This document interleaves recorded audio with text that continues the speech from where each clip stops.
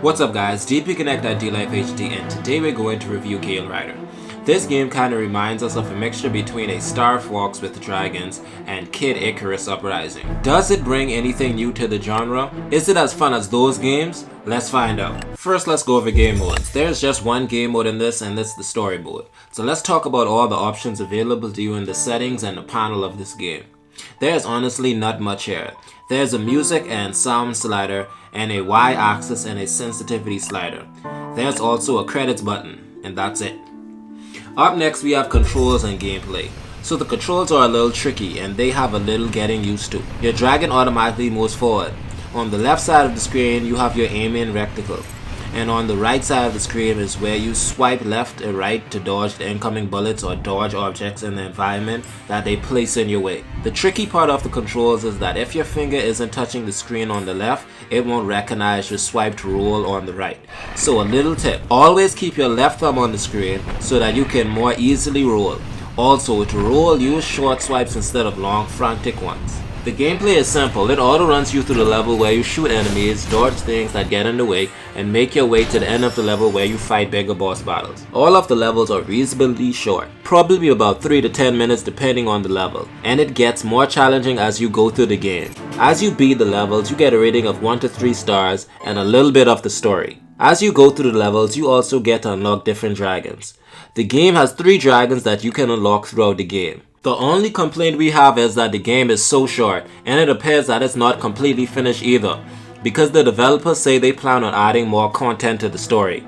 The game is sadly only about an hour and a half long. We'll bring this up a little more in the story portion of the review. It's still a game worth playing, even though we feel like they end the game prematurely once you really start getting used to the controls. It's a shame really. Now, interface design and graphics. The menu of the interface is really simple and clean, and the nose designs on the frames of the menus are really well done. Everything looks good, especially the logo. When you enter into the map, you choose your level. It looks nice and well. It looks like a painted picture of various types of environments. There's a grassy world and an icy world and a rocky world. Not the movie character, of course.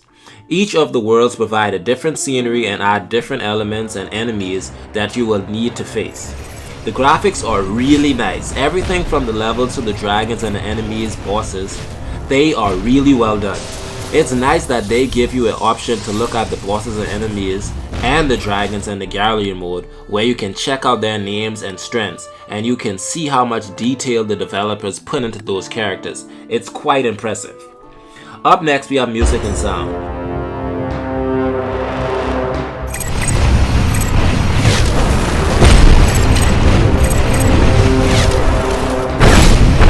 The music is great.